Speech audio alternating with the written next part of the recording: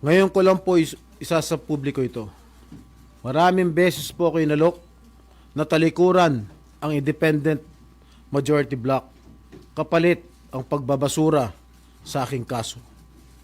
Ngunit, hindi ko po ito tinanggap. I am already in receipt of the warrant of arrest issued against me by the 5th Division of the Sandigan Bayan.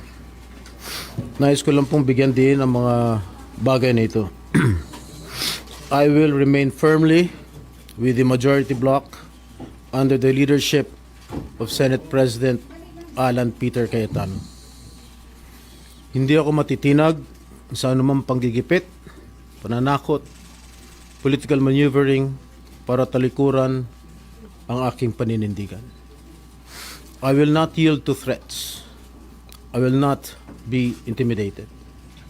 I will not be pressured into surrendering my independence of judgment.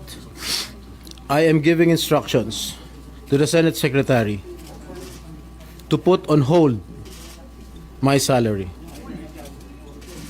Personal kong pasya ito upang ipakita sa sambayan ng Pilipino na wala akong intensyon makinabang sa pondo ng bayan habang nililinis ko ang aking pangalan. At higit sa lahat, hindi ako papasailalim ng kustodya ng Senado. I will not seek Senate custody. Hindi ko gagamitin ang Senado bilang panangga laban sa mga aligasyon sa akin. Nakahanda akong ipagtanggol ang aking sarili sa hukuman at hindi ako magtatago sa likod ng institusyong ito upang umiwas sa proseso. Ipagtatanggol ko hanggang sa huli ang aking sarili para patunayan na walang batayan ang mga paratang sa akin.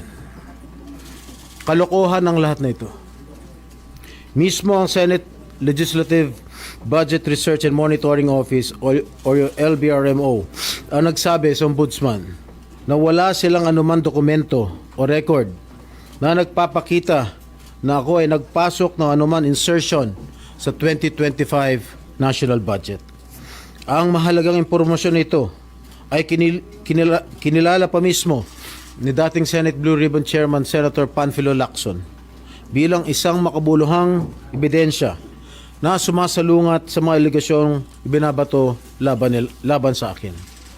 So how can the Office of the Ombudsman file a plunder case against me when I am not even alleged to be part of or the mastermind of the supposed scheme? Wala po akong kinalaman dyan. Ngayon ko lang po isa sa publiko ito.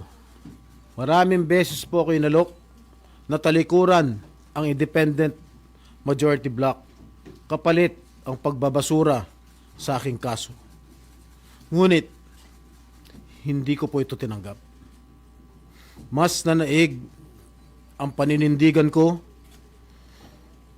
na ako'y manatili sa hanay ng mga kasamahan ko sa independent majority block. I stand my ground.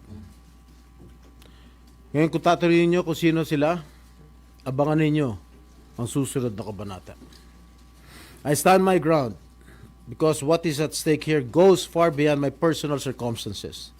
What is at stake here is the independence of the Senate. This institution must never become vulnerable to external pressure. It must remain free from political coercion, free from undue influence, and free from any scheme designed to weaken its constitutional role as a co-equal and independent branch of government.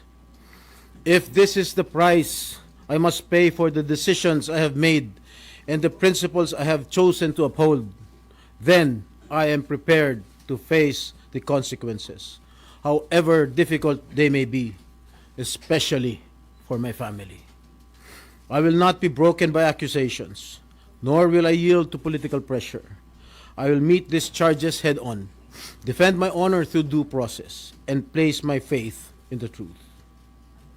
I will be proceeding now to the CIDG to voluntarily surrender myself. Maraming salamat po. Okay na? No more question, guys. At yan, pupunta na sila sa CIDG.